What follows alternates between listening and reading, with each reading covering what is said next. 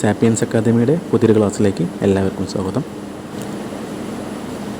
നമ്മുടെ ഫ്ലൂയിഡ് മെക്കാനിക്സിൻ്റെ പുതിയൊരു ക്ലാസ്സാണ്. നമ്മളിന്ന് MCQs ആണ് ഡിസ്കസ് ചെയ്യാൻ പോകുന്നത്. നമ്മൾ ഓൾറെഡി കഴിഞ്ഞ 3 സെഷനുകളായിട്ട് നമ്മൾ ഒരുപാട് MCQs ഡിസ്കസ് ചെയ്തു. അപ്പോൾ നമ്മൾ വെറുതെ MCQs ഡിസ്കസ് ചെയ്യുമെന്ന് പറഞ്ഞാൽ നമ്മൾ വെറുതെ ആൻസേഴ്സ് പറഞ്ഞു പോകുമല്ല, പകരം നമ്മൾ ഓരോ MCQസിൻ്റെയും കൃത്യമായിട്ട് അതിൻ്റെ കോൺസെപ്റ്റുകൾ പറഞ്ഞിട്ടാണ് നമ്മൾ ക്ലാസ്സുകൾ മുന്നോട്ട് കൊണ്ടുപോകുന്നത്. ഓക്കെ, അപ്പോൾ നമ്മുടെ ഒരു ലേൺ കോൺസെപ്റ്റ് ത്രൂ ക്വസ്റ്റ്യൻസ്, നമ്മൾ ഓരോ ക്വസ്റ്റ്യൻസ് നമ്മൾ കോൺസെപ്റ്റുകൾ മനസ്സിലാക്കിയാണ് നമ്മൾ ഡിസ്കസ് ചെയ്ത് പോകുന്നത്. നമുക്ക് അത് ക്ലാസ് സ്റ്റാർട്ട് ചെയ്യാം. ഓക്കെ, അപ്പോൾ നമ്മൾ കഴിഞ്ഞ ക്ലാസ്സുകളായിട്ട് കുറേ MCQs പറഞ്ഞു. നമുക്കതിന് കണ്ടിന്യൂഷൻ്റെ വരുന്ന അടുത്തൊരു MCQയിലേക്ക് നമുക്ക് പോകാം. നമ്മൾ ഏകദേശം കഴിഞ്ഞ ക്ലാസ്സിൽ 16ഓളം MCQs നമ്മൾ ഡിസ്കസ് ചെയ്തു. ഓക്കെ, ഇതെല്ലാം നമ്മൾ കഴിഞ്ഞ ക്ലാസ്സിൽ ഡിസ്കസ് ചെയ്ത ടോപ്പിക്കുകളാണ്. നമുക്കിനി അടുത്ത ക്വസ്റ്റ്യനിലേക്ക് പോകാം.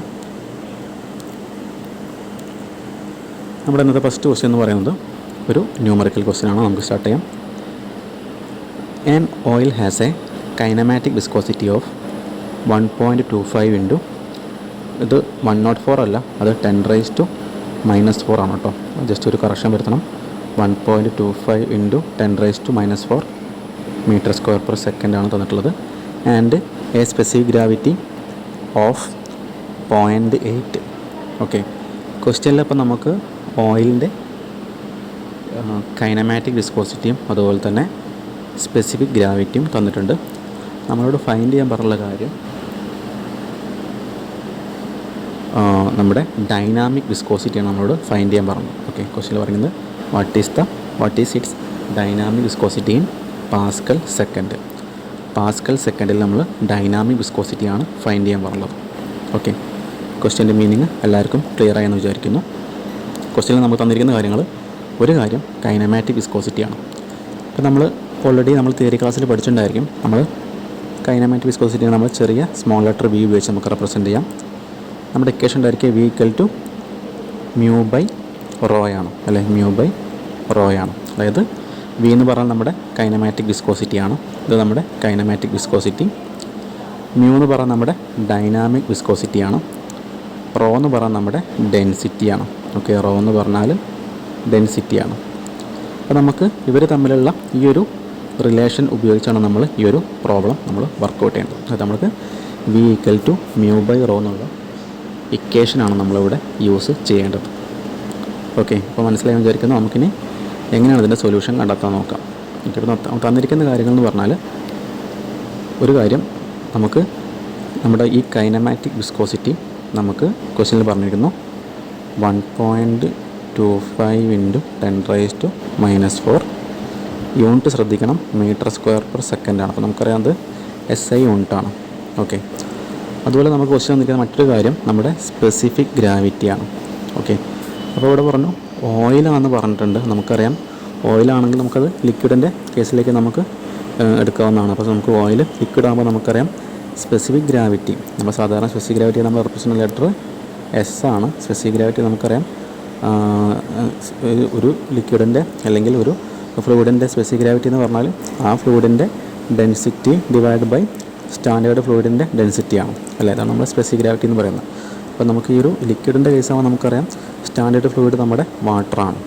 ഓക്കെ, സ്റ്റാൻഡേർഡ് ഫ്ലൂയിഡ് വാട്ടറാണ്. അതായത് നമുക്ക് ഈ ഫ്ലൂയിഡിൻ്റെ ഡെൻസിറ്റി ഡിവൈഡ് ബൈ വാട്ടറിൻ്റെ ഡെൻസിറ്റി ഇത് നമുക്ക് എന്ത് കിട്ടും? നമ്മുടെ ആ ഒരു ഫ്ലൂയിഡിൻ്റെ അല്ലെങ്കിൽ ആ ഓയിലിൻ്റെ സ്പെസിഫിക് ഗ്രാവിറ്റി കിട്ടും. അപ്പോൾ നമുക്ക് ഈ ഒരു കേസിൽ നമുക്ക് ഈ ഓയിലിൻ്റെ സ്പെസിഫിക് ഗ്രാവിറ്റി നമുക്ക് 0.8 തന്നിട്ടുണ്ട്. അതുപോലെ നമുക്ക് വാട്ടറിൻ്റെ ഡെൻസിറ്റി 1000 ആണെന്ന് അറിയാം. ഇവിടെ സ്പെസിഫിക് ഗ്രാവിറ്റി 0.8 ആണെന്ന് പറയാം. നമുക്ക് എന്ത് ചെയ്യാം? ആ റിലേഷൻ ഉപയോഗിച്ച് നമുക്ക് നമ്മുടെ ആ ഒരു ഓയിലിൻ്റെ ഡെൻസിറ്റി നമുക്ക് ഫൈൻഡ് ചെയ്യാൻ പറ്റും. റോ ഓഫ് ഓയിൽ നമുക്ക് ഫൈൻഡ് ചെയ്യാം. അതായത് റോ ഓഫ് ഓയിലേക്ക് നമുക്ക് എന്ത് എഴുതാം? 0.8 into 1000 നമുക്ക് എന്ത് കിട്ടും? 800 കിട്ടും. 800 kg/m³ ആയിരിക്കും നമുക്ക് ഈ ഒരു കേസിൽ ഓയിലിൻ്റെ ഡെൻസിറ്റി, റോ ഓഫ് ഓയിൽ എന്ന് പറയുന്നത്. റോ എന്ന് പറഞ്ഞാൽ നമ്മൾ ഓയിലിനെ ഡെൻസിറ്റിയെ റെപ്രസെൻ്റ് ചെയ്യുന്ന ലെറ്ററാണ് റോ. അപ്പോൾ നമുക്ക് ഈ ഒരു ക്വസ്റ്റ്യൻ പ്രകാരം എന്തൊക്കെ കിട്ടിയപ്പോൾ നമുക്ക് ആവശ്യമുള്ള കൈനമാറ്റിക് വിസ്കോസിറ്റി ഓൾറെഡി അറിയാം. 1.25 into 10⁻⁻⁴ m²/s ആണ്. അതുപോലെ നമുക്ക് നമ്മുടെ ഓയിലിൻ്റെ ഡെൻസിറ്റി നമുക്കിപ്പോൾ ഇവിടെ 800 kg/m³ കിട്ടി. ക്വസ്റ്റ്യനിൽ ചോദിച്ചിരിക്കുന്ന കാര്യം what is its dynamic viscosity in pascal second ആണ്, അല്ലേ? പാസ്കൽ സെക്കൻഡ് എന്ന് കാണുമ്പോൾ അറിയാതിരിക്കാൻ പാടില്ല. നമുക്കറിയാം ഡൈനാമിക് വിസ്കോസിറ്റിയുടെ SI യൂണിറ്റാണ് പാസ്കൽ സെക്കൻഡ്, അല്ലെങ്കിൽ അതിൻ്റെ വേറെ പേരാണ് newton second per metre square. നമ്മളിതൊക്കെ കൃത്യമായിട്ട് നമ്മൾ തിയറി ക്ലാസ്സിൽ ഡിസ്കസ് ചെയ്തിട്ടുണ്ട് അല്ലെ. Newton second per metre square, അല്ലെങ്കിൽ നമുക്കറിയാം ന്യൂട്ടൺ പെർ മീറ്റർ സ്ക്വയറിൻ്റെ മറ്റൊരു പേരാണ് പാസ്കൽ. അപ്പോൾ നമുക്ക് പാസ്കൽ സെക്കൻഡ് എന്ന് പറയാം. നമ്മൾ പാസ്കൽ സെക്കൻഡിൽ നമ്മൾ എന്ത് ചെയ്യണം? നമ്മുടെ ഡൈനാമിക് വിസ്കോസിറ്റി കാണണം, അതായത് നമ്മുടെ ഇക്വേഷനിലെ മ്യൂ കാണണം. നമുക്കറിയാം മ്യൂ എന്ന് പറഞ്ഞാൽ ഡൈനാമിക് വിസ്കോസിറ്റിനെ റെപ്രസെൻറ്റ് ചെയ്യുന്ന ലെറ്ററാണ്. അതായത് മ്യൂ ഈക്വൽ ടു എന്ത് വരും? താഴെയുള്ള റോ അപ്പുറത്തേക്ക് വരുമ്പോൾ V ഇൻറ്റു റോ ചെയ്ത് നമുക്ക് മ്യൂ കിട്ടും. ഓക്കെ, പറഞ്ഞാൽ മനസ്സിലായെന്ന് വിചാരിക്കുന്നു. സംശയം ഉണ്ടെങ്കിൽ ജസ്റ്റ് ഒന്ന് റിവേഴ്സ് ചെയ്തിട്ട് കേട്ട് നോക്കാം. അപ്പോൾ നമുക്ക് ഇക്വേഷനിൽ പറയുമ്പോൾ നമുക്കറിയുന്ന ഇക്വേഷൻ V ഈക്വൽ ടു നമ്മൾ പറഞ്ഞ പോലെ തന്നെ മ്യൂ ബൈ റോയാണ്, അല്ലെങ്കിൽ റോ എന്ന് പറഞ്ഞാൽ ഡെൻസിറ്റി. ഇതിൽ നമുക്ക് V അറിയാം, കൈനമാറ്റിക് വിസ്കോസിറ്റി അറിയാം, ഡെൻസിറ്റി അറിയാം. ഫൈൻഡ് ചെയ്യേണ്ട കാര്യം നമ്മുടെ ഈ ഒരു മ്യൂ ആണ് നമ്മൾ ഫൈൻഡ് ചെയ്യേണ്ടത്. അപ്പോൾ നമുക്ക് മ്യൂ ഈക്വൽ ടു എന്ത് എഴുതാം? മ്യൂ ഈക്വൽ ടു നമുക്ക് കൈനമാറ്റിക് വിസ്കോസിറ്റി ഇൻറ്റു ഡെൻസിറ്റി എന്ന് പറയാം. Okay, density. അപ്പോൾ നമുക്ക് ഓൾറെഡി കൈനമാറ്റിക് വിസ്കോസിറ്റി ക്വസ്റ്റ്യൻ തന്നിട്ടുണ്ട്. അതായത് മ്യൂ ഈക്വൽ ടു നമുക്ക് കൈനമാറ്റിക് വിസ്കോസിറ്റി 1.25 ഇൻറ്റു 10⁻⁻⁴ ആണ് അല്ലേ. 1.25 into 10⁻⁻⁴ metre square per second ആണ്. അത് നമ്മൾ പ്രത്യേകിച്ച് യൂണിറ്റ് കൺവേർഷൻ ചെയ്യേണ്ട ആവശ്യമില്ല, കാരണം അത് ഓൾറെഡി SI യൂണിറ്റിലാണ്. ഇൻറ്റു റോ നമ്മൾ കണ്ടെത്തി, അത് ഡെൻസിറ്റിയാണ്. നമുക്കറിയാം 800 കിലോഗ്രാം പെർ മീറ്റർ ക്യൂബ്. അത് നമ്മൾ പ്രത്യേകിച്ച് ഇനി യൂണിറ്റ് കൺവേർഷൻ ചെയ്യേണ്ട ആവശ്യമില്ല, നമുക്ക് ഓൾറെഡി SI യൂണിറ്റിലാണ് കിടക്കുന്നത്. ഇനി 800 ഇൻറ്റു 1.25 നമുക്കറിയാം.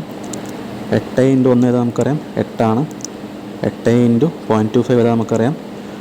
അല്ല, 8 ഇൻറ്റു കാലം ഏതാ? 2 ആണ്. ഇപ്പോൾ 8 2 10. അതിൻ്റെ അർത്ഥം 8 ഇൻറ്റു 1.25 ഏതാ? നമുക്ക് 10 കിട്ടും. ഓക്കെ, ഇനി 800 ഇൻറ്റു 1.25 ആകുമ്പോൾ 2 0 കൂടി ചേർക്കണം. പക്ഷേ ഇവിടെ 10⁻⁻⁴ വേറെ എന്ത് ചെയ്യണം? 4 സ്ഥാനം നമ്മൾ ബാക്കോട്ട് മാറ്റണം. അതായത് 1000 കിട്ടി, 4 സ്ഥാനം നമ്മൾ ബാക്കോട്ട് മാറ്റി എത്ര വരിക? 0.1 അല്ലേ. 0.1 നമുക്ക് ഫൈനൽ ആൻസർ കിട്ടുക. 0.1 പാസ്കൽ സെക്കൻഡ് ആയിരിക്കും നമ്മുടെ final answer. Okay, 0.1 pascal second അല്ലെങ്കിൽ or newton second per metre square ആണ് നമുക്ക് ആൻസർ കിട്ടുക. ഈ ആൻസർ നമ്മുടെ ഓപ്ഷനിലുണ്ടെങ്കിൽ നമുക്ക് അത് കറക്റ്റ് ആൻസർ ആയിരിക്കും. ഓക്കെ, പറഞ്ഞാൽ മനസ്സിലായി വിചാരിക്കുന്നു. എളുപ്പമുള്ളൊരു പ്രോബ്ലമാണ്.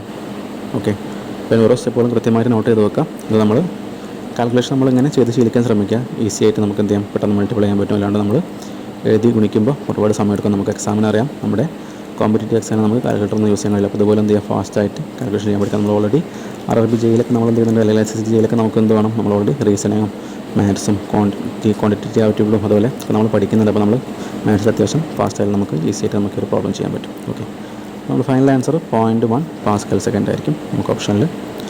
നമ്മുടെ ഓപ്ഷൻ C ആണ് നമ്മുടെ ഇതിന് ആൻസർ ആയിട്ട് വരിക, ഓപ്ഷൻ C. ഓക്കെ,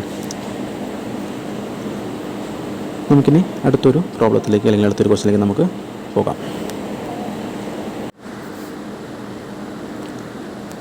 അടുത്ത ക്വസ്റ്റ്യൻ നമുക്കൊരു തിയറി ക്വസ്റ്റ്യൻ ആണ്. If a liquid is compressed isothermally the dynamic viscosity of the liquid will അല്ലേ. അപ്പോൾ നമുക്കിവിടെ ഓപ്ഷൻസ് കൊടുത്തുണ്ട്. ഇൻക്രീസ് ഉണ്ട്, ഡിക്രീസ് ഉണ്ട്, റിമെയിൻസ് അൺചേഞ്ച്ഡ് ഉണ്ട്, അതുപോലെ നൺ ഓഫ് ദി അബോവ് ഉണ്ട്. ഓക്കെ, അതായത് ക്വസ്റ്റ്യൻ നോക്കാം. ക്വസ്റ്റ്യൻ ഉദ്ദേശിക്കുന്നതാണ് ഒരു ലിക്വിഡ് നമ്മൾ കംപ്രസ് ചെയ്യണം. എങ്ങനെയാണ് കംപ്രസ് ചെയ്യുന്നത്? ഐസോതെർമലിയാണ് നമ്മൾ കംപ്രസ് ചെയ്യുന്നത്. ഇമ്പോർട്ടൻറ്റ് പോയിൻ്റാണ്. ഐസോതെർമലിയാണ് നമുക്കറിയാം ടെമ്പറേച്ചർ കോൺസ്റ്റൻ്റ് ആയിരിക്കും അല്ലേ. ഐസോതെർമൽ പ്രോസസ് ആണ്, ടെമ്പറേച്ചർ കോൺസ്റ്റൻ്റ് ആണ്. ഓക്കെ, അതുപോലെ if a liquid is compressed എന്ന് പറഞ്ഞിട്ടുണ്ട്. അപ്പോൾ നമ്മൾ പഠിച്ചിട്ടുണ്ടായിരിക്കും, നമ്മൾ തിയറി ക്ലാസ്സിൽ ഓൾറെഡി പഠിച്ചാണ്. നമ്മൾ സാധാരണയായിട്ട് എന്ത് ചെയ്യും? ലിക്വിഡ് നമ്മൾ ഒരു ഇൻകംപ്രസിബിൾ ഫ്ലൂയിഡ് ആയിട്ടാണ് നമ്മൾ ട്രീറ്റ് ചെയ്യുന്നത്. ഓക്കെ, ലിക്വിഡ് നമ്മൾ ഇൻകംപ്രസിബിൾ ഫ്ലൂയിഡ് ആയിട്ടാണ് നമ്മൾ ട്രീറ്റ് ചെയ്യുന്നത്. Liquid is treated as incompressible fluid. Okay, അപ്പോൾ നമുക്കറിയാം ഒരു ഇൻകംപ്രസിബിൾ ഫ്ലൂയിഡ് കംപ്രസ് ചെയ്യുമ്പോൾ എന്ത് സംഭവിക്കില്ല? അതിൻ്റെ ഡെൻസിറ്റിയിൽ പ്രത്യേകിച്ച് ഒരു വേരിയേഷനും സംഭവിക്കില്ല. ഡെൻസിറ്റി കോൺസ്റ്റൻ്റ് തന്നെയായിരിക്കും. അതുപോലെ ക്വസ്റ്റ്യനിൽ പറഞ്ഞു കംപ്രസ് ചെയ്യുന്നത് ഐസോതെർമലിയാണ്, അതായത് ടെമ്പറേച്ചർ കോൺസ്റ്റൻ്റ് ആയിരിക്കും. അപ്പോൾ ടെമ്പറേച്ചറിലും മാറ്റം വരുന്നില്ല, ഡെൻസിറ്റിയും കോൺസ്റ്റൻ്റ് ആണ് അല്ലേ. നമ്മൾ പഠിച്ചിട്ടുണ്ടായിരുന്നു ലിക്വിഡിൻ്റെ കേസിൽ. നമുക്കറിയാം ലിക്വിഡിൽ വിസ്കോസിറ്റി കാരണം എന്ന് പറയുന്നത് നമ്മുടെ ആ ഒരു കൊഹസീവ് ഫോഴ്സാണ് അല്ലേ, മോളിക്യൂൾസിൻ്റെ കൊഹസീവ് ഫോഴ്സാണ്. അവർ തമ്മിലുള്ള സെയിം മോളിക്യൂൾസ് തമ്മിലുള്ള അട്രാക്റ്റീവ് ഫോഴ്സാണ് അവിടെ നമ്മുടെ വിസ്കോസിറ്റി കാരണമായിട്ടുള്ളത്. ഓക്കെ, അപ്പോൾ നമുക്കറിയാം ലിക്വിഡിൻ്റെ കേസിലാണ് നമുക്ക് ടെമ്പറേച്ചർ കൂടുമ്പോൾ എന്ത് സംഭവിക്കും? ലിക്വിഡിൻ്റെ കേസിൽ ടെമ്പറേച്ചർ കൂടുമ്പോൾ നമുക്കറിയാം ഡൈനാമിക് വിസ്കോസിറ്റി ഡിക്രീസ് ചെയ്യുമെന്ന് പറയാം. അതുപോലെ ഗ്യാസിൻ്റെ കേസിലാണ് നമുക്കറിയാം ടെമ്പറേച്ചർ കൂടുമ്പോൾ ഡൈനാമിക് വിസ്കോസിറ്റി എന്ത് ചെയ്യും? അവിടെ ഇൻക്രീസ് ചെയ്യും നമുക്കറിയാം. അപ്പോൾ ഗ്യാസിൻ്റെ കേസിലാകുമ്പോൾ റാൻഡം മോഷൻ ഓഫ് മോളിക്യൂൾസാണ് നമ്മുടെ വിസ്കോസിറ്റി കാരണമായിട്ടുള്ളത്. അപ്പോൾ ടെമ്പറേച്ചർ കൂടുമ്പോൾ നമ്മുടെ ഗ്യാസിലെ മോളിക്യൂൾസിൻ്റെ റാൻഡം മോഷൻ ഇൻക്രീസ് ചെയ്യും. അപ്പോൾ അവർ തമ്മിൽ കൂട്ടിമുട്ടുന്ന സമയത്ത് എന്തായിരിക്കും? അവിടെ റെസിസ്റ്റൻസ് ഇൻക്രീസ് ചെയ്യുക. അതായത് റെസിസ്റ്റൻസ് ഇൻക്രീസ് ചെയ്യുക എന്ന് പറഞ്ഞാൽ അവിടെ വിസ്കോസിറ്റി ഇൻക്രീസ് ചെയ്യുക. അതൊക്കെ നമ്മൾ കൃത്യമായിട്ടും തിയറി ക്ലാസ്സിൽ ഡിസ്കസ് ചെയ്തു പോയ ടോപ്പിക്കുകളാണ്. അപ്പോൾ നമുക്ക് ഇവിടെ നിന്നൊക്കെ സ്ഥിരമായിട്ട് എല്ലാ എക്സാമിനും RRB GE ആയിക്കോട്ടെ, SSC GE ആയിക്കോട്ടെ, അല്ലെങ്കിൽ ഏതൊരു മെക്കാനിക്കൽ എഞ്ചിനീയറിംഗ് ക്വാളിഫിക്കേഷനുള്ള അല്ലെങ്കിൽ സിവിൽ എഞ്ചിനീയറിംഗ് ക്വാളിഫിക്കേഷനുള്ള ഫ്ലൂയിഡ് മെക്കാനിക്സ് നമുക്ക് കോർ പേപ്പറായിട്ട് വരുന്ന അല്ലെങ്കിൽ സിലബസിൽ വരുന്ന ഏതൊരു പേപ്പറിലും, അല്ലെങ്കിൽ നമുക്ക് കേരള PC എക്സാം ആയിക്കോട്ടെ, ഇതിൽ നമുക്ക് സ്ഥിരമായിട്ട് ചോദിക്കുന്ന ഭാഗമാണ് നമ്മുടെ വിസ്കോസിറ്റിയുടെ ഭാഗമൊക്കെ. അപ്പോൾ സ്ഥിരമായിട്ട് ചോദിക്കാറുണ്ടെങ്കിലും പലപ്പോഴും നമുക്ക് അബദ്ധം പറ്റി നമുക്ക് തെറ്റുകൾ സംഭവിക്കാറുണ്ട്. അപ്പോൾ നമുക്കതിൻ്റെ കറക്റ്റ് കോൺസെപ്റ്റുകൾ നമുക്കറിയാമെങ്കിൽ എന്ത് ചെയ്യില്ല, നമ്മൾ മറന്നു പോകുന്നൊരു കേസ് ഉണ്ടായിരിക്കില്ല. കോൺസെപ്റ്റ് നമുക്കറിയാമെങ്കിൽ എന്ത് ചെയ്യാം, നമുക്ക് ആലോചിച്ച് ആൻസർ ചെയ്യാനുള്ള ഒരു അവസരം നമുക്ക് ഉണ്ടാവുന്നതാണ്. അപ്പോൾ നമ്മൾ എപ്പോഴും നമ്മൾ ഒരു ടോപ്പിക്ക് പഠിക്കുമ്പോൾ അതിൻ്റെ കോൺസെപ്റ്റ് മനസ്സിലാക്കി പഠിക്കണം. അല്ലാണ്ട് നമ്മൾ വെറുതെ ടെമ്പറേച്ചർ കൂടുമ്പോൾ വിസ്കോസിറ്റി കുറയുന്നു, അതുപോലെ ലിക്വിഡിൻ്റെ കേസ് ആണെങ്കിലും അല്ലെങ്കിൽ ഗ്യാസിൻ്റെ കേസ് ആകുമ്പോൾ ടെമ്പറേച്ചർ കൂടുമ്പോൾ വിസ്കോസിറ്റിയും കൂടുമെന്ന് നമ്മൾ പഠിച്ചു വെച്ചാൽ നമ്മൾ എന്തായിരിക്കും, നമുക്ക് പിന്നീട് നമുക്ക് എക്സാമിൻ്റെ സമയത്ത് നമുക്ക് ഗ്യാസിൻ്റെയും ലിക്വിഡിൻ്റെയും കാര്യങ്ങൾ നമുക്ക് കൺഫ്യൂഷൻ വന്ന് അത് തിരിഞ്ഞു പോകാനുള്ള ടെൻഡൻസി ഉണ്ടായിരിക്കും. അപ്പോൾ നമ്മൾ ഓരോന്നിൻ്റെയും കറക്റ്റ് കോൺസെപ്റ്റ് മനസ്സിലാക്കി എന്തായിരിക്കും, നമുക്ക് ആ ഒരു കൺഫ്യൂഷൻ ഉണ്ടാകാതെ നമുക്ക് ആൻസർ ചെയ്യാൻ പറ്റും. ഓക്കെ, അപ്പോൾ നമുക്കറിയാം ഓരോ മാർക്കും വിലപ്പെട്ടതാണ്. ഒരു ക്വസ്റ്റ്യൻ തെറ്റിക്കഴിഞ്ഞാൽ നമുക്ക് ആ ഒരു ക്വസ്റ്റ്യൻ തെറ്റിയതിൻ്റെ മാർക്ക് മാത്രമല്ല, നമുക്ക് അതിൻ്റെ കൂടെ ഒരു 0.33 മാർക്ക് അല്ലെങ്കിൽ 1/4 അല്ലെങ്കിൽ 1/3 മാർക്ക് നമുക്ക് നഷ്ടപ്പെടുന്നതാണ്. അപ്പം മാക്സിമം തെറ്റ് വരുത്താണ്ട് നമുക്ക് ആൻസർ ചെയ്യാനുള്ള ഒരു എബിലിറ്റി നമ്മൾ ഉണ്ടാക്കിയെടുക്കണം. ഓക്കെ, അപ്പോൾ ഈ ഒരു കേസിൽ നമുക്കറിയാം ലിക്വിഡ് നമ്മൾ പറഞ്ഞു, ലിക്വിഡ് കംപ്രസ് എന്ന് പറഞ്ഞു. നമ്മൾ പറഞ്ഞു ലിക്വിഡിൻ്റെ കേസ് എന്താണ്, നമ്മൾ ഓൾറെഡി പഠിച്ചാണ്. ലിക്വിഡ് എന്താണ്? ലിക്വിഡ് ഒരു ഇൻകംപ്രസിബിൾ ഫ്ലൂയിഡായിട്ടാണ് നമ്മൾ ട്രീറ്റ് ചെയ്യുന്നത്. അതുപോലെ ഇവിടെ ഐസോതെർമലി എന്ന് പറഞ്ഞിട്ടുണ്ട്. അപ്പോൾ എന്തായിരിക്കും? ടെമ്പറേച്ചർ കോൺസ്റ്റൻ്റ് ആയിരിക്കും. അപ്പോൾ ഇവിടെ ശരിക്കും എന്ത് ചെയ്യുന്നില്ല, നമുക്കറിയാം ഇൻകംപ്രസിബിൾ ആകുമ്പോൾ ഡെൻസിറ്റി കോൺസ്റ്റൻ്റ് ആണ്. അപ്പോൾ എന്ത് ചെയ്യില്ല, ഇവിടെ പ്രത്യേകിച്ച് നമ്മുടെ വിസ്കോസിറ്റിക്ക് അല്ലെങ്കിൽ റെസിസ്റ്റൻസ് ഒന്നും കൂടുന്നൊരു പ്രശ്നം വരുന്നില്ല. അതായത് പ്രത്യേകിച്ച് അതിനൊരു മാറ്റവും കുറയുന്നുമില്ല, കൂടുന്നുമില്ല. അതായത് പ്രത്യേകിച്ച് ഒരു മാറ്റവും സംഭവിക്കുന്നില്ല. അതായത് നമ്മുടെ ഈ ഒരു കേസിൽ എന്താണ് നമ്മുടെ ആൻസർ ആയിട്ട് വരിക? ഈ ഒരു കേസിൽ റിമെയിൻസ് അൺചേഞ്ച്ഡ് ആയിരിക്കും. ഓക്കെ, അത് ലിക്വിഡ് കംപ്രസ് ചെയ്യുന്നത് ഐസോതെർമലി ആണെങ്കിൽ ഡൈനാമിക് വിസ്കോസിറ്റി എന്തായിരിക്കും? ചേഞ്ച് ചെയ്യില്ല, റിമെയിൻസ് അൺചേഞ്ച്ഡ് ആയിരിക്കും. നമ്മുടെ ആൻസർ വരിക റിമെയിൻസ് അൺചേഞ്ച്ഡ് ആണ്. ഓക്കെ, നമ്മൾ കോൺസെപ്റ്റ് പറഞ്ഞു, എങ്ങനെയാണ് സംഭവിച്ചതെന്ന് പറഞ്ഞു. അത് കറക്റ്റ് അത് ആ രീതിയിൽ തന്നെ പഠിക്കുക. നമ്മൾ വെറുതെ ചേഞ്ച് ചെയ്യില്ല എന്ന് മാത്രം പഠിക്കരുത്. അതിൻ്റെ കോൺസെപ്റ്റുകൾ മനസ്സിലാക്കി വേണ്ടി മാത്രം പഠിക്കുക. നമ്മൾ തിയറി ക്ലാസ്സിൽ കൃത്യമായിട്ടും ഡിസ്കസ് ചെയ്ത് പോകുന്നുണ്ട്. ഓക്കെ, നമുക്കിനി അടുത്തൊരു ക്വസ്റ്റ്യനിലേക്ക് പോകാം.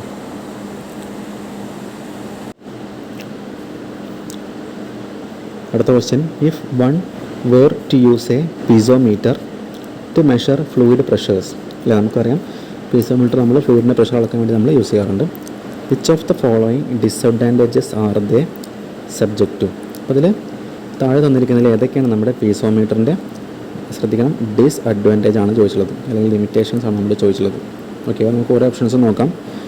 It has A complicated construct, അല്ലേ, ഒരു കോംപ്ലിക്കേറ്റഡ് ആയിട്ടുള്ള ഡിസൈനാണ് നമ്മൾ പറയുന്നത്. ശരിക്കും എന്താണ് നമ്മുടെ പീസോമീറ്റർ ട്യൂബ് എന്ന് പറഞ്ഞാൽ നമുക്കറിയാം സിമ്പിളായിട്ടുള്ള ഒരു ട്യൂബാണ് പീസോമീറ്റർ ട്യൂബ്. അതൊന്നുമല്ല. അപ്പോൾ എന്തല്ല, അതൊരു കോംപ്ലക്സ് ഡിസൈനുള്ള സംഭവമല്ല. അപ്പോൾ നമുക്ക് ഈ ഒരു ഓപ്ഷൻ തെറ്റാണെന്ന് ഓൾറെഡി പറയാം. അതൊരു ഡിസഡ്വാൻറ്റേജ് ആണെന്ന് നമുക്ക് പറയാൻ പറ്റില്ല. അതുപോലെ it is expensive to build. അത് നമ്മൾ പറഞ്ഞു ഡിസൈൻ ഇത്ര സിമ്പിളായി വരുന്നതായിരിക്കും, പ്രത്യേകിച്ച് ഒരു വലിയൊരു എക്സ്പെൻസ് ഒന്നും ആ ഒരു ട്യൂബ് ഉണ്ടാക്കാൻ നമുക്ക് വരില്ല. സോ അതുകൊണ്ടാണ് ഒരു തെറ്റായിട്ടുള്ള സ്റ്റേറ്റ്മെൻറ്റാണ്. ഓക്കെ, ഇറ്റ് ഈസ് എക്സ്പെൻസീവ് അല്ല. മൂന്നാമത്തെ ഓപ്ഷൻ നോക്കാം, it is not suitable for medium പ്രഷർമെൻറ്റ്. അല്ലേ, അപ്പോൾ നമ്മളൊക്കെ അറിയുന്നതാണ് നമ്മുടെ ഈ പീസോമീറ്ററിൻ്റെ കേസിൽ ശരിക്കും നമ്മൾ യൂസ് ചെയ്യുന്നത് ശരിക്കും മീഡിയം പ്രഷർ അളക്കാണ് നമ്മൾ ശരിക്കും എന്ത് ചെയ്യുന്നത്, നമ്മുടെ പീസോമീറ്റർ യൂസ് ചെയ്യുന്നത്.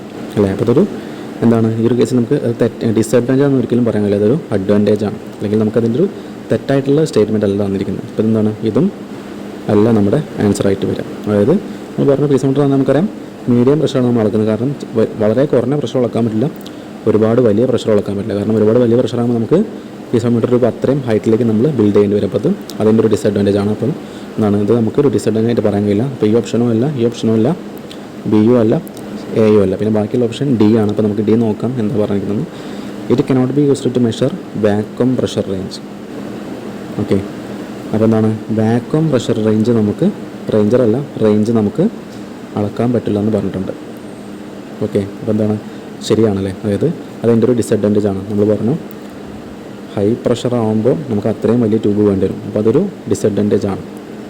ഓക്കെ, മീഡിയം പ്രഷർ ആകുമ്പോൾ നമുക്കൊരു സാധാരണ വലുപ്പത്തിലുള്ള പീസോമീറ്റർ മതിയായിരിക്കും. അപ്പോൾ അത് നമുക്ക് മൂന്നാമത്തെ ഓപ്ഷൻ ഡിസഡ്വാൻറ്റേജ് എല്ലാം പറയാൻ പറ്റും.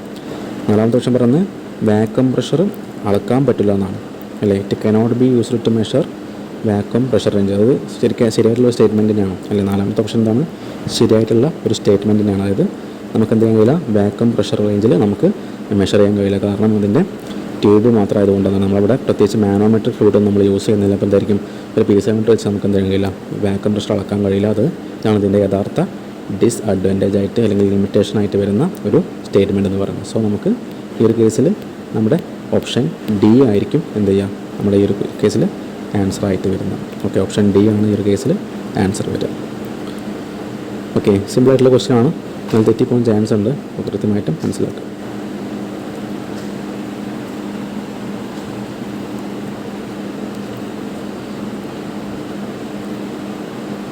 അടുത്തൊരു ക്വസ്റ്റ്യൻ നോക്കാം.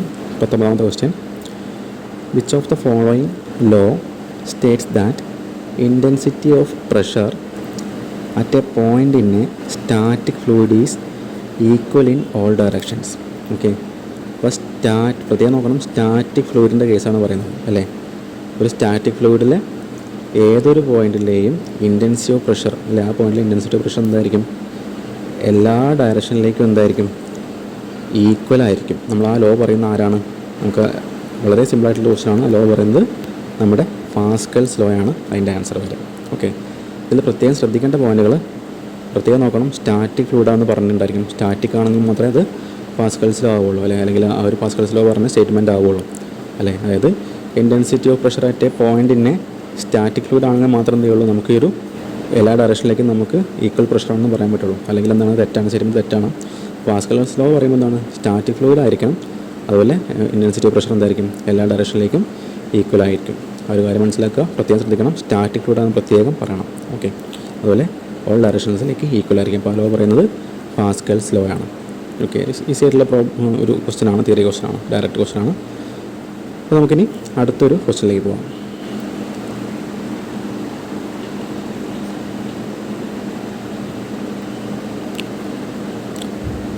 നമ്മൾ നേരത്തെ പറഞ്ഞ പോലെ തന്നെ വിസ്കോസിറ്റിയുടെ ഭാഗത്തുനിന്ന് ഒരുപാട് ക്വസ്റ്റ്യൻ ചോദിക്കാറുണ്ട്. അപ്പോൾ അതുപോലെ പല എക്സാമിന് ചോദിച്ചിട്ടുള്ള ക്വസ്റ്റ്യൻസാണ് നമ്മളിപ്പോൾ ഇവിടെ ഒരു ക്ലാസ്സിൽ ഉൾപ്പെടുത്തിയുള്ളത്. അപ്പോൾ ഇതും നമുക്കൊരു വിസ്കോസിറ്റീൻ്റെ അടുത്തൊരു ക്വസ്റ്റ്യൻ തന്നെയാണ്, നമുക്കത് വായിച്ച് നോക്കാം.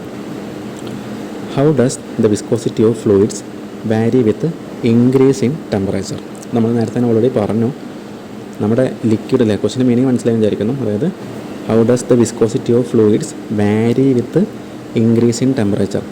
ടെമ്പറേച്ചർ ഇൻക്രീസ് ചെയ്യുമ്പോൾ ഫ്ലൂയിഡിൻ്റെ ഫ്ലൂയിഡ് എന്ന് പറഞ്ഞാൽ അവിടെ ലിക്വിഡും ഉണ്ട് ഗ്യാസും ഉണ്ട്. ഫ്ലൂയിഡിൻ്റെ വിസ്കോസിറ്റിക്ക് എന്താണ് സംഭവിക്കുന്നതാണ് നമുക്ക് ഫ്ലൂയിഡിൻ്റെ കേസ് എന്താണ്, ലിക്വിഡും അറിയണം, ഗ്യാസിൻ്റെ കേസും അറിയണം. ലിക്വിഡിൻ്റെ കേസ് പറയണം, ഗ്യാസിൻ്റെ കേസ് പറയണം. അപ്പോൾ നമ്മൾ നേരത്തെ പഠിച്ചു, ലിക്വിഡിൻ്റെ കേസ് ആകുമ്പോൾ ടെമ്പറേച്ചർ കൂടുമ്പോൾ സംഭവിക്കുക, നമ്മുടെ വിസ്കോസിറ്റി ഡിക്രീസ് ചെയ്യുകയാണ് ചെയ്യുക അല്ലേ. ടെമ്പറേച്ചർ കൂടുമ്പോൾ ഡിക്രീസ് ചെയ്യും. അതുപോലെ നമ്മുടെ ഗ്യാസിൻ്റെ കേസിലാകുമ്പോൾ നമുക്കറിയാം, ടെമ്പറേച്ചർ ഇൻക്രീസ് ചെയ്യുമ്പോൾ ഡൈനാമിക് വിസ്കോസിറ്റി എന്ത് ചെയ്യും, അത് അതിൻ്റെ കൂടെ ഇൻക്രീസ് ചെയ്യുന്നത് നമ്മൾ ഓൾറെഡി പഠിച്ചിട്ടുണ്ട്. ഓക്കെ, ലിക്വിഡ് ആകുമ്പോൾ വിസ്കോസിറ്റി ടെമ്പറേച്ചർ കൂടുമ്പോൾ കുറയുകയാണ് ചെയ്യുക, ഗ്യാസ് ആകുമ്പോൾ ടെമ്പറേച്ചർ കൂടുമ്പോൾ വിസ്കോസിറ്റി കൂടുകയാണ് ചെയ്യുക. അപ്പോൾ ഈ രീതിയിൽ സ്റ്റേറ്റ്മെൻ്റ് ആയിട്ടുള്ള ഓപ്ഷൻ ആയിരിക്കും നമുക്ക് റൈറ്റ് ആൻസർ വരിക. നമുക്ക് ഓപ്ഷൻ എ നോക്കാം. Increases for both liquids and gases അല്ലേ. ആ ഓപ്ഷനിൽ പറഞ്ഞെന്താണ്, ലിക്വിഡിലും ഗ്യാസിലും എന്ത് ചെയ്യുന്നു, ടെമ്പറേച്ചർ കൂടുമ്പോൾ വിസ്കോസിറ്റി ഇൻക്രീസ് ചെയ്യുമെന്ന് പറഞ്ഞിട്ട് എന്താണ്, രണ്ടിലും ഇൻക്രീസ് ചെയ്യില്ല, ഗ്യാസിൽ മാത്രമേ ഇൻക്രീസ് ചെയ്യുള്ളൂ, ലിക്വിഡിൽ ഇൻക്രീസ് ചെയ്യില്ല. അപ്പോൾ നമുക്ക് ഈ ഓപ്ഷൻ തെറ്റാണെന്ന് ആദ്യം പറയാൻ പറ്റും. രണ്ടാമത്തെ ഓപ്ഷൻ നോക്കാം. Increases for liquids decreases for gases അല്ല, അതും തെറ്റാണ്. നമ്മൾ പറഞ്ഞു ലിക്വിഡിൽ വിസ്കോസിറ്റി ഡിക്രീസ് ചെയ്യാണ് ചെയ്യുക, ഗ്യാസിലാണ് ഇൻക്രീസ് ചെയ്യുക. നേരെ തിരിച്ചാണ് പറഞ്ഞത്. ഇൻക്രീസസ് ഫോർ ലിക്വിഡ്സ് തെറ്റാണ്, അതുപോലെ ഡിക്രീസസ് ഫോർ ഗ്യാസസ് അതും തെറ്റാണ്. അപ്പോൾ നമുക്ക് ഓപ്ഷൻ ബിയും തെറ്റാണെന്ന് പറയാൻ പറ്റും. ഓപ്ഷൻ സി നോക്കാം. ഇൻക്രീസസ് ഫോർ ഗ്യാസസ് അത് ശരിയാണ്, ഇൻക്രീസ് ഫോർ ഗ്യാസ് ശരിയാണ്. ഡിക്രീസസ് ഫോർ ലിക്വിഡ്സ് അല്ലേ, നമ്മൾ പഠിച്ചു ലിക്വിഡിന് ഡിക്രീസ് ചെയ്യും, ഗ്യാസിന് ഇൻക്രീസ് ചെയ്യും. അപ്പോൾ നമ്മുടെ ഈ ഓപ്ഷൻ സി ശരിയാണ് അല്ലേ, ഓപ്ഷൻ സി ശരിയാണ്. നമുക്ക് ഓപ്ഷൻ സി ശരിയാണെന്ന് പറയാൻ പറ്റും. ലാസ്റ്റ് ഓപ്ഷൻ നോക്കുന്നാലും നമ്മൾ ഉറപ്പ് വരുത്താം. Decreases for both liquids and gases അല്ലേ. ബോത്ത് പറഞ്ഞു, അതായത് ലിക്വിഡിലും ഗ്യാസിലും ഡിക്രീസ് എന്ന് പറയുന്നത് തെറ്റാണ്. അപ്പോൾ നമുക്ക് ഈ ഓപ്ഷൻ ക്യാൻസൽ ചെയ്യാം. നമ്മുടെ റൈറ്റ് ആൻസർ ആയിട്ട് വരിക ആരായിരിക്കും? നമ്മുടെ ഓപ്ഷൻ സി ആണ് റൈറ്റ് ആൻസർ വരിക. ഗ്യാസിൽ ഇൻക്രീസ് ചെയ്യുകയും ചെയ്യും, ലിക്വിഡിൽ ഡിക്രീസ് ചെയ്യുകയും ചെയ്യും. നമുക്ക് ഓൾറെഡി നമ്മൾ തിയറിയിൽ ഇതൊക്കെ നമ്മൾ പഠിച്ചാൽ മിക്കവാറും എല്ലാ MCQ സെഷനിലും നമുക്ക് ഈ ഒരു വിസ്കോസിൻ്റെ മാത്രം ക്വസ്റ്റ്യൻസ് അതുപോലെ വെറൈറ്റി ക്വസ്റ്റ്യൻസ് ചോദിക്കുന്നുണ്ട്. നമുക്ക് കൃത്യമായിട്ടും ആ ഒരു കാര്യം നമുക്ക് ബൈ ഹാർട്ട് പഠിക്കേണ്ട കോൺസെപ്റ്റ് പഠിച്ചു വെക്കുക, എന്നാൽ മാത്രമേ നമുക്ക് കൺഫ്യൂഷൻ ഇല്ലാണ്ട് നമുക്ക് ആൻസർ ചെയ്യാൻ പറ്റുള്ളൂ. അപ്പോൾ ഇതുപോലത്തെ ഓപ്ഷനൊക്കെ വന്നെന്തായിരിക്കും നമുക്ക് തെറ്റാനുള്ള ചാൻസ് കൂടുതലാണ്, അല്ലെ? നമ്മളെ ശ്രദ്ധ തെറ്റി കഴിഞ്ഞാൽ എന്തായിരിക്കും? ഇതുപോലെ ആൻസർ കൊടുത്തു കഴിഞ്ഞാൽ നമുക്ക് തെറ്റ് സംഭവിക്കും. തെറ്റ് പറ്റുമ്പോൾ ഈ ക്വസ്റ്റ്യൻ്റെ മാർക്കും നഷ്ടപ്പെടും, അതുപോലെ തന്നെ അതിൻ്റെ കൂടെ മൈനസ് മാർക്കും വരും, അല്ലേ? നമുക്ക് തെറ്റിയ വകയിൽ 1/4 അല്ലെങ്കിൽ 1/3 എന്തായി പോകും, നമുക്ക് നഷ്ടപ്പെടാനുള്ള ചാൻസ് ഉണ്ടായിരിക്കും. ഓക്കെ, അപ്പോൾ കേരള BC ചെയ്യുമ്പോൾ 1/3 ആണ്, RRB ചെയ്യുമ്പോൾ 1/3 ആണെന്ന് തോന്നുന്നു, ഓർക്കുന്നില്ല. അപ്പോൾ എന്തായിരിക്കും, എന്തായാലും നമുക്ക് മാർക്ക് നഷ്ടപ്പെടുന്ന ഓർത്ത് വെക്കുക. അപ്പോൾ തെറ്റായിരിക്കുകയാണ് നമ്മൾ എന്ത് ചെയ്യുക? നമ്മൾ ബൈ ഹാർട്ട് പഠിക്കരുത്, കോൺസെപ്റ്റ് പഠിക്കാം. ഓക്കെ, ഏത് ടോപ്പിക്കായാലും എന്ത് ചെയ്യാം? കറക്റ്റ് കോൺസെപ്റ്റ് മനസ്സിലാക്കി വെച്ചാൽ നമുക്ക് ഇടയ്ക്കിടയ്ക്ക് റിവൈസ് ചെയ്ത് ഒരിക്കലും ആ ഒരു കോൺസെപ്റ്റ് മറന്നുപോലെ. എന്നാലും ബൈ ഹാർട്ട് വെച്ചാൽ നമുക്ക് കൺഫ്യൂഷൻസ് വരും. ഓക്കെ, ബൈ ഹാർട്ട് വെച്ച് പഠിച്ചാൽ നമുക്ക് അറിയുന്നുണ്ട് പല എക്സാമിനൊക്കെ എഴുതുന്ന സമയത്ത് കൺഫ്യൂഷൻ വന്നത് ഇതുപോലത്തെ ഓപ്ഷൻസൊക്കെ കാണുമ്പോൾ നമുക്ക് കൺഫ്യൂഷൻ വന്ന് തെറ്റിക്കാനുള്ള ചാൻസ് കൂടുതലാണ്. ഒരു കാരണവശാലും ബൈ ഹാർട്ട് പഠിക്കരുത്, കോൺസെപ്റ്റ് വെച്ച് പഠിക്കരുത്. നമ്മുടെ ഓരോ തിയറി ടോപ്പിക്കും നമ്മുടെ മെക്കാനിക്കൽ എഞ്ചിനീയറിംഗുമായിട്ട് റിലേറ്റ് ചെയ്യുന്ന എല്ലാ പേപ്പേഴ്സിൻ്റെയും കോൺസെപ്റ്റ് വൈസ് ക്ലാസ്സുകൾ നമ്മൾ ഓൾറെഡി നമ്മുടെ ചാനൽ വഴിയും അതുപോലെ തന്നെ ആപ്പ് വഴി കൊടുക്കുന്നുണ്ട്. നിങ്ങൾ എന്ത് ചെയ്യുക? അതിൽ ചാനലിൽ തന്നിരിക്കുന്ന നമ്പറുമായിട്ട് കോൺടാക്ട് ചെയ്യുക, അല്ലെങ്കിൽ തന്നിരിക്കുന്ന ലിങ്ക് വഴി എന്ത് ചെയ്യാം? ആപ്പ് ഇൻസ്റ്റാൾ ചെയ്തിട്ട് ജോയിൻ ചെയ്യുക, ക്ലാസ്സിൽ ജോയിൻ ചെയ്യുക. അപ്പോൾ നമുക്ക് കറക്റ്റായിട്ട് കാര്യങ്ങൾ തിയറി പഠിച്ചു പോകാൻ പറ്റും. നമുക്ക് RRB ആയിക്കോട്ടെ, കേരള PCയിൽ ഏത് എക്സാം ആയിക്കോട്ടെ, മെക്കാനിക്കൽ എഞ്ചിനീയറിംഗുമായിട്ട് റിലേറ്റ് ചെയ്യുന്ന നമുക്കത് നല്ല രീതിയിൽ ക്രാക്ക് ചെയ്യാൻ പറ്റും. ഓക്കെ, അപ്പോൾ നമ്മുടെ ക്ലാസ്സുകളിൽ ലഭിക്കാനായിട്ട് എന്ത് ചെയ്യുക? ആ നമ്പറിൽ കോൺടാക്ട് ചെയ്യുക, അല്ലെങ്കിൽ ആപ്പ് ഇൻസ്റ്റാൾ ചെയ്തിട്ട് എന്ത് ചെയ്യുക? കോഴ്സിൽ ജോയിൻ ചെയ്യാൻ ശ്രമിക്കാം. ഓക്കെ, അപ്പോൾ നമുക്കിതോടുകൂടി നമ്മുടെ ഈ ഒരു MCQ സെഷൻ നമ്മൾ അവസാനിപ്പിക്കുകയാണ്. നമുക്ക് ബാക്കിയുള്ള ക്വസ്റ്റ്യൻസ് നമുക്ക് അടുത്ത ക്ലാസ്സിൽ ഡിസ്കസ് ചെയ്യാം. Okay, thank you for watching.